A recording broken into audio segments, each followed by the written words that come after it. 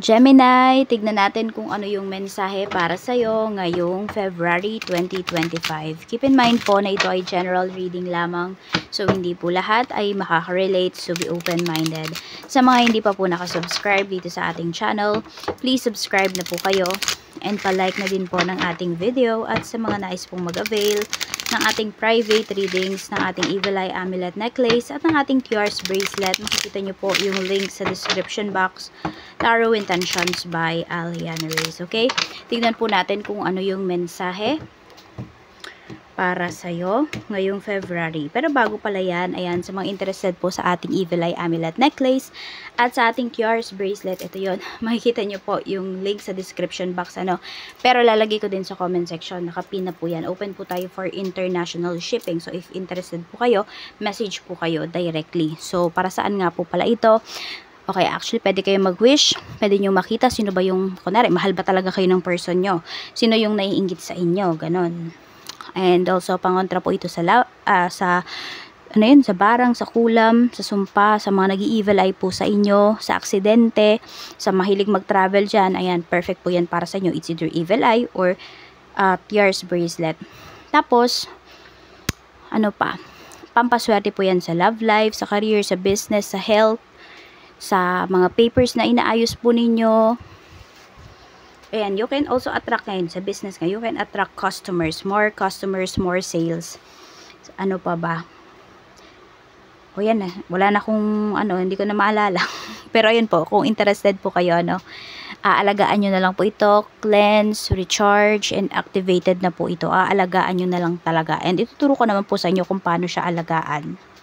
So, ayan, kung interested po kayo, again, DM po kayo directly sa ating Facebook page or sa email natin. Check natin yung overall energy for this month. Spirit guide, overall energy po natin this month of Feb kay Gemini. So, we have the clouds. May pagdadalawang isip kayo dito or medyo maraming misunderstandings. No? So, ingatan po ninyo yung mga sinasabi ninyo or yung mga comments ninyo towards other people kasi baka ma-misinterpret kayo. We have the key. Ingat lang din, ayan po, kasi baka magulo yung isipan nyo, tapos alam mo yun, may nanggugulo talaga sa isipan mo. Tapos, may tao dito na i-take advantage nyo yan, para, ayun, para ma-take advantage ka niya, kung ano man yung kailangan sa'yo ng taong ito. We have the child. Ayan po.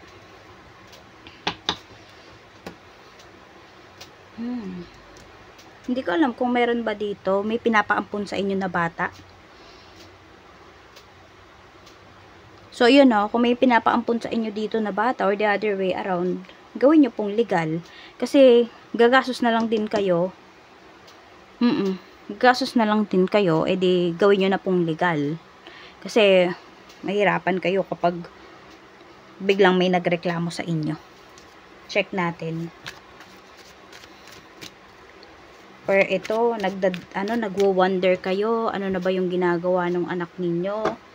Pwedeng may nakikita kayong pagbabago, could be good or bad. So, naka-curious kayo, pwede kasing hindi na nag-share. You know, hindi na siya katulad ng dati na nakausap po kayo. So, baka may tampuhan naman kayo dito ng anak mo. Gemini. The Hermit. So, yan o, meron talaga dito, nag-isolate siya. So, pwede nga po ito ay anak po ninyo. Or kayo to, baka kayo yung nag-isolate. Tapos, nagtataka kayo kung bakit parang lumalayo yung loob sa inyo ng mga anak po ninyo or ng kunwari, ng partner ninyo. Check pa natin. Mensahe po, spirit guide. Pero may nakikita rin kasi ako dito. Nagdududa kayo sa anak nyo. Nasa malayo ba yung iba sa inyo? So, pa-DNA nyo po kung nagdududa kayo. We have prioritization. You have successfully set priorities in your work and life, managing resources and time effectively. This focus is helping both personal and career growth. So, ayun po, know your priorities talaga. Kasi iba sa inyo yan kung nagdududa kayo. Pero wala namang ginagawa yung isang party, 'di ba? Yung pareha po ninyo, yung partner niyo. Wala naman siya talagang ginagawa, busy lang talaga kayo sa trabaho. So, kailangan balance nyo po yan. Creativity. Your creativity is flourishing, allowing you to bring new ideas and perspective to all areas of life. Yung iba naman sa inyo na sobrahan. Meron dito pwedeng nag-i-imagine na. Kung hindi kayo yan, pwede yung person na kadil po ninyo. Kung mayroon man. No, kung sino man tong tao na naninira sa'yo. Kung ano-ano nang ginagawa niyang kwento. So, madaming chika, madaming issues na kinakalat regarding sa'yo. Check natin pagdating sa love life. First week po tayo. Gemini. Let's see. First week of Feb. Kamusta po ang love life? Energy lang po ano ito. We have Death card. So, yan. Pwedeng may nanganak dito. Kulang ba kayo ng pambayad? For some of you. Meron nga dito. Ayan po. So, pwedeng ito ay about family nyo rin.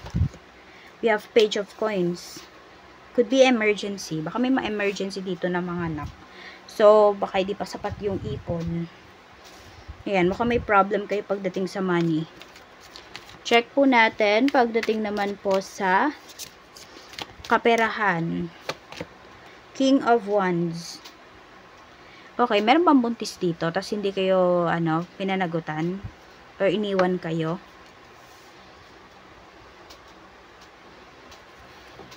The Emperor. Mukha kasing yung tao na to, meron na siyang iba, yun yung pinapakita dito. Kaya parang mahihirapan kayong manghingi sa tao na yun. Parang noon at noon pa rin naman nahihirapan kayo na humingi sa taong to, na magsuporta siya. Yan. Lalo ngayon, ayan, may mga bad influences po sa paligid ng person mo. Mapababae, mapalalaki man yung person mo. Iba sa inyo, nanganak na kayo, medyo malaki na yung mga anak ninyo. Ayan po, parang wala pa rin kayong sustento na nakukuha dito. Para bang, kung may nakukuha man kayo, may kapalit siya. Sa career po, career spirit guide, Ace of Coins, ayan. Stairway to Light. Magaan yung energy mo, lalo na, kapag, yung kunwari ako yung katrabaho mo, Gemini, tapos nafe-feel ko yung energy mo or nakita kita, gumagaan yung pakiramdam ko. So, yung iba po sa inyo, may healing energy kayo.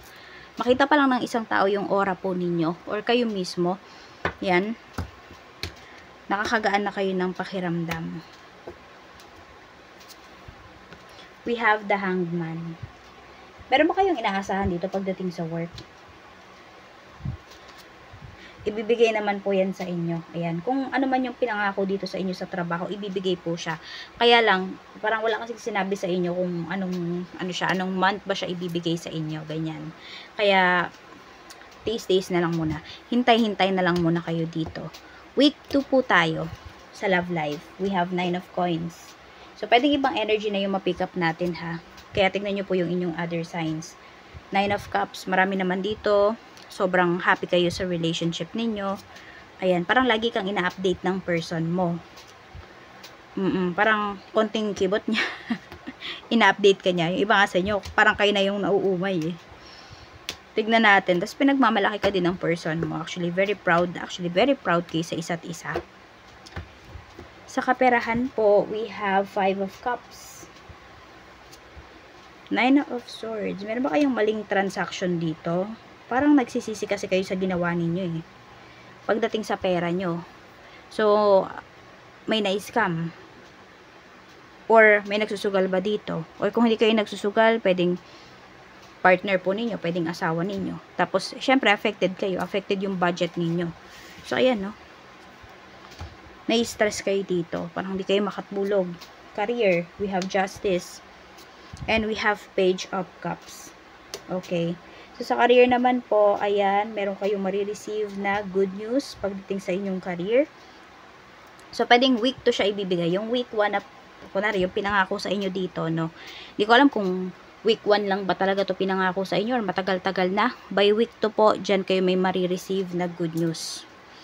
O, parang sabihin natin, unti-unti nang nagiging reality yung pinangako sa'yo. So, week 3 na po tayo. Yan, week 2. Week 1, tapos ito week 2. Okay? Week 3 sa love life. The Lovers. Some of you are dealing with your twin flames. Tignan natin. Twin flames ba talaga?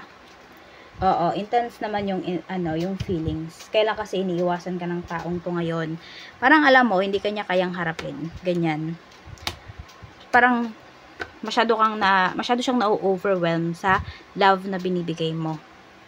Sa kaperahan po, we have the Magician. Okay yung pera nyo dito ngayon, no, Gemini. Mukhang meron kayong bagong pagkakakitaan. Yan. So, parang, alam mo yon, yung parang hirap na hirap ka nung first week, second week, by third week, ayan po, mas gumaganda po yung inyong kaperahan. Pwedeng meron din kayong mahahanap dito na pwede po talaga ninyong pagkaperahan. 10 of coins. This could be a family. So, pwedeng sabihin natin, yung family ng asawa mo, family ng nakabuntis sa'yo, or family mo mismo, tutulungan ka nila para makabangon ulit. Sa career po, career, we have Judgment. May paglayo na pinapakita rito. So, ayan. Pwedeng by third week, yung mga nag-apply ng, kunwari, ng visa, nag-apply kayo sa ibang bansa. Yan, pwede ngayon pa lang siya ibibigay po sa inyo. Ngayon pa lang siya mangyayari, ayan, pagdating sa inyong career.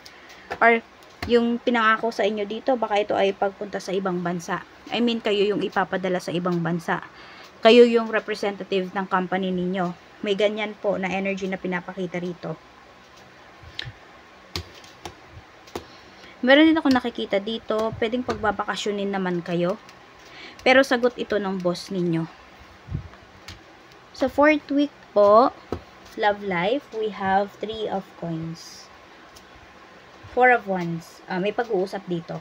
Parang ganito, kung sino man yung iniiwasan ka, taong iniiwasan ka, or tao na meron kang gustong linawin sa kanya, no, yung person mo, meron kang gustong linawin sa kanya, makakausap mo siya ng maayos ngayong week na ito. Makakapag-usap po kayo ng maayos.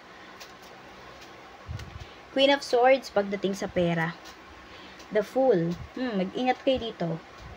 Mag-ingat kayo pagdating sa pera nyo, Gemini. Kasi parang ano siya parang highs, tataas, tapos bababa. Up and down. Parang ganun yung kaperahan mo dito So, mag-ingat ka. Lista mo talaga saan ba napupunta yung pera mo, kada sentimo, kada piso ng pera mo, saan ba napupunta. Yan kasi may stress ka na naman dito pagdating sa pera. Kaya, manage your money wisely. Be wiser. Sa career, we have the World. We have 7 of Cups. And we have the High Priestess. So, may enjoy nyo po talaga kung ito man ay vacation, Tapos yung iba nga po sa inyo, ayan, sagot talaga ng boss ninyo or ng company ninyo yung pag-travel ninyo. Parang kahit saan nyo gustuhin Yan po, makakapunta talaga kayo. I don't know kung meron dito mga nurse sa ibang bansa. Tapos, ayan, parang yung company ninyo, yung hospital na pinagtatrabahuhan po ninyo, is sagot nila yung travel nyo. Parang yearly yan, ganun. Check po natin, ano ba yung dapat mong pagfokusan, Gemini, ngayong Feb. 7 of Wands. Okay, yung mga bagay na nakaka-distract sa'yo. Dapat mong pagfokusan, bakit? Alamin mo kung ano yung mga bagay na yun. Tsaka alamin mo din daw kung ano yung mga bagay na, yun, diba, meron tayo ditong, creativity. So, tignan mo kung ano ba yung mga bagay na yun. Saan ka ba mas magiging creative? Oo. Tsaka nakikita ko rin dito, manage nyo din. Hindi lang yung kaperahan nyo, pati yung oras po ninyo. Tignan natin. Dapat mong iwasan 8 of Cups. Dapat mong iwasan Ace of Wands.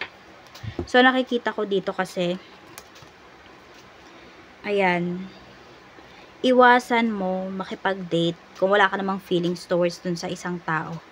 Kasi masasaktan mo lang siya. Ayan. So, iwasan nyo pong mag-entertain. Okay? Tapos, iwasan nyo rin yung parang, may tawag dun yung ningas kugon. Alam nyo yun? Yung parang ngayon, gusto mo yung isang bagay, tapos mamaya, hindi na. So, parang ganon. Wala kayong, dito. Parang walang continuity yung ginagawa ninyo. So, iwasan nyo po yun. Ito naman, diba? Yun. Kaya nga, mag-focus ka muna. Ano ba yung mga bagay na nagbibigay sa'yo ng excitement, saan ka ba, ay, alam mo, magiging mas creative. Alamin mo muna yun, 'di ba? Para maiwasan mo to, na masabihan ka ng mga tao na wala kang isang salita, Gemini. So, yan lang po. Maraming salamat po. Mag-iingat po kayo always. And more blessings to come.